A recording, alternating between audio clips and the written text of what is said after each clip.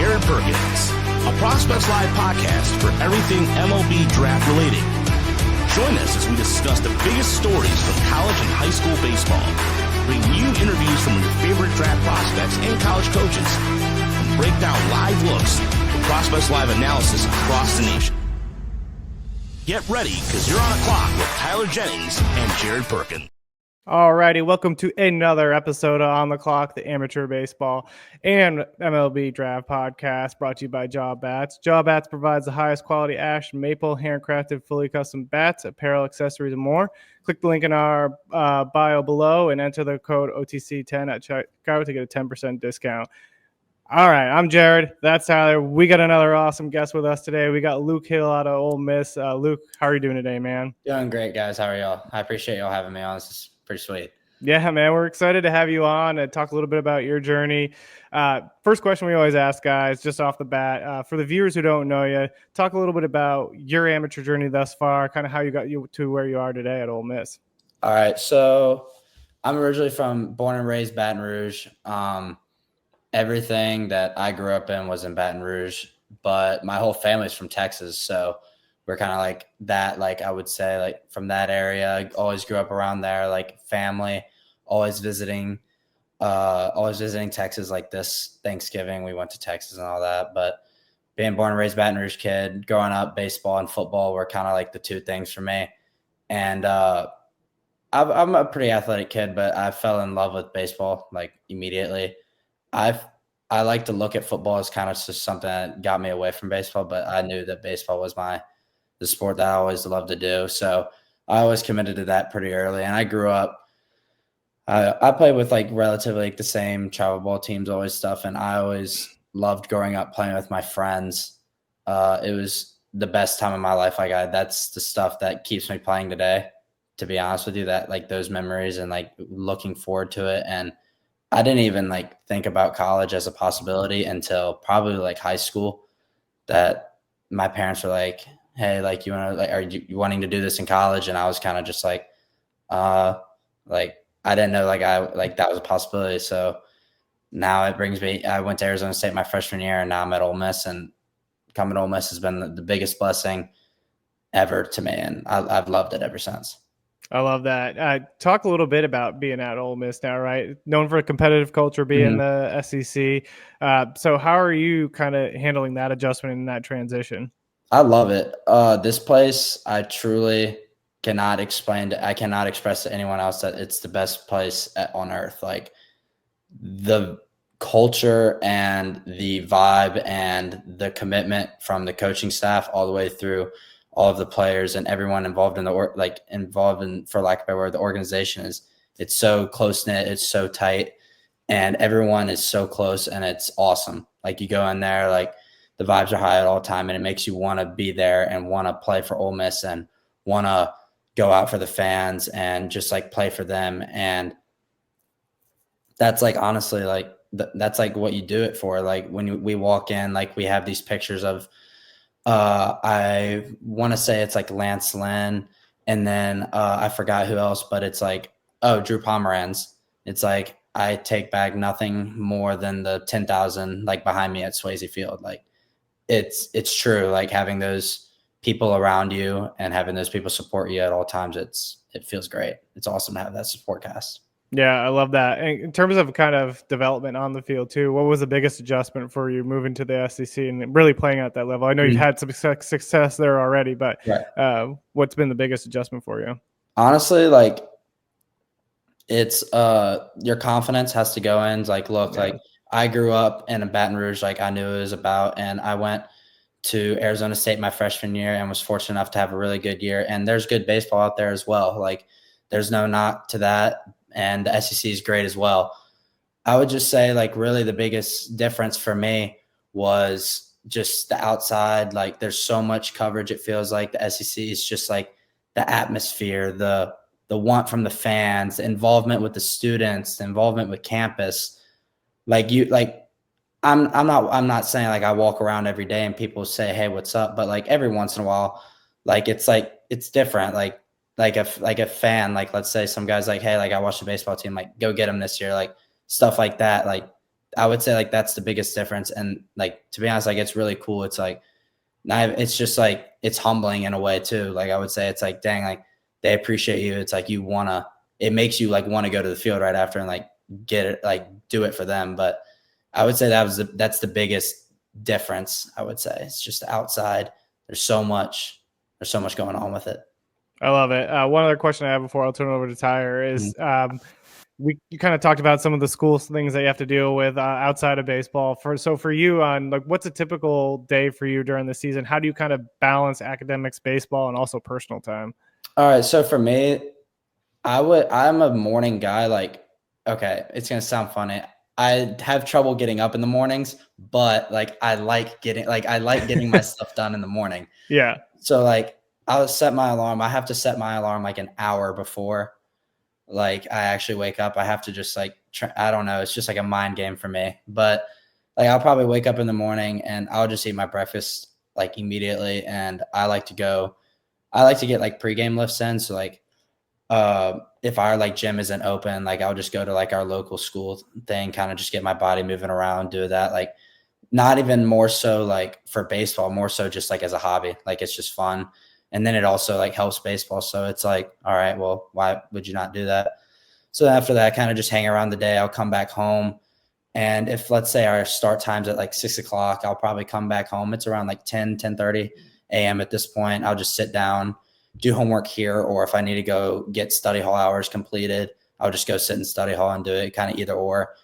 And then I'll go pick up lunch. So like me and a teammate last year, me and my teammate Fish, we went to go eat. We would get our lunch and then we come to the field, and me and Clem, our hitting coach, who's the man, BP an hour before, like team meal, everything, like every single day. Doesn't matter if you're 0 for 4, 4 for 4. Like that was my routine. And after that, we would probably have like a team meal, but I don't really eat too much just because I just ate, but I'll just go in there and like kind of just hang around just because like, why not? It's like a great time with your boys, hang around in the locker room, whatever. And then right after that, it's game time. Like there's a little bit of loose in there, like have some smiles. I have a little bit of fun, but like, yo, your job is to win. Like we have to go win this game and just lock in from there. And then it's game time. And honestly, after the game time, I love coming home to like quiet house, just chill. Like that's my personal time. Like we get off days and stuff like that, and I take advantage of those off days. Like I'll sleep in a little bit, kind of just not like go through the motions of the field, but kind of just go through that phase of like, all right, I'm gonna go take some ground balls, go hit some BP, have a little bit of fun, and just get out of there. But on those off days, like the mall doesn't. My dad hates it. So like my dad got onto me about it today, but I'll just like go around, look around the mall. It's really fun, and then just hang around the house. And just like tonight, like me and my roommates always watch Thursday night football. It's like a ritual. Like It's kind of sad that it's about ending. Like we're almost done with college football. Yeah. Like, that's unfortunate, but like just stuff like that, just honestly kick the feet back, just chat with the guys and just see what it's about. It's great. It's awesome. I love it. Let's say, who plays tonight? Is it Lions, Packers? Lions, Packers tonight. Okay, please, Lions, win this, please. Who's your team? You don't ask Tyler that. Hey. Bryce Young's turning it around. He looks good. I'm a Panthers fan. Bryce Young looks amazing. I'm sorry. He looks good. I'm a Texans fan, so like. Okay. Thank you for. I can. You're welcome. But the first thing I wanted to ask, Coach Bianco has been. I've heard so many good things about Coach Bianco through like USA when he coached collegiate national team a couple years ago. For your experience, was it like being with a coach like that who's been highly renowned throughout the country? It's it's truly unbelievable. I did not. So coming in, he's the man.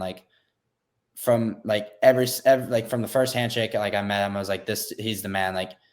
And the one thing I value the most about him is he is so honest and true to who he is and down to earth as a person.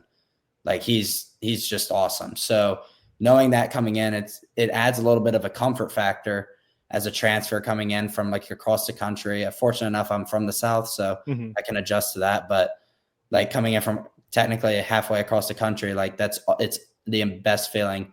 Having him and his staff is just the exact same way, all of them. But I'm sorry, I just completely blanked. What were you saying? Just like any sort of connection with Bianca. Oh, he's okay. So I remember coming in, I was like, there's no, like, I hear all these stories about like, it's just like, it's like he just goes about his way. It's excellent. We have this thing called Rebs. So it's, the coaches are going to appreciate this one. That's the real test now. We have a test. We have to cite it out. It's Rebs. It's relentless, excellence, belief, and selfless. And it has all those are our core values. And he preaches them from the first practice to the last game of the year. And like throughout the summer, like that is like his core values, and he brings them off the field as well. And I really appreciate that. Like you just go about your business so much better. He strives you to make you a better person. He wants you to be the best version of yourself and bring other people along with you. And it's amazing. And inside the baseball field as well, like he's hard on you as well. Like he has that loving side as well. And he cares about you as a player as well. That's what I love about those coaches. Like there's the people that will love you, but they will also, it's like hard love. No, like he will. I remember my second game, Hawaii last year, Saturday, there was a ball to left field and I went to go cut it. I was like screaming, like cut three, like just get it in. Like the runner's already scored. And our left fielder throws it home, like bobbles it, runner advances to second. He immediately calls time. So I'm sitting there, I'm like, dang, like, all right, like we kind of just gave up a run. Like, all right, like he's about to just go like, hey, pitcher, like let's get some strikes in there. Let's slow down, whatever.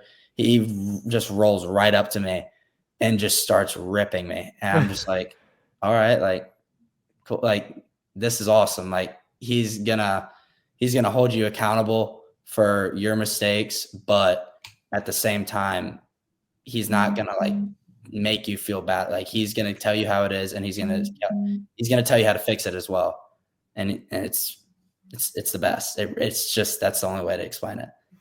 No, I'm with you. I'd rather have that as a coach. I mean, I grew up playing, like, granted, I sucked at Little League, but, you know, I didn't have the coaches that would get on you and try and, like, help you. They're just trying to tell me, it's like, hey, your swing's, like, really choppy. It looks like you're trying to chop, tree down. Let's try and level it out. But it was never anything that was just, like, they would get on me or tell me, it's like, here's what you need to do. And then they'll then force me to go do it, kind of sort of thing. Yeah. If that makes any sense. I've never had a coach like this ever, like in my life, like from this personality trait. That's not me saying I haven't had great coaches at all. I've had amazing coaches, but like this, like exact type of coach, and I've never had it. And it almost like my dad's like similar way. So like my dad's like military background. So that's, I would say, why I had a little bit of a smoother transition to it. Not like that guys struggle with it. Like, it's not like it's a bad thing, but it's like, it's different. Like it's hold you accountable, do your stuff right, but also becoming a better person while you're doing it. So yeah. Absolutely.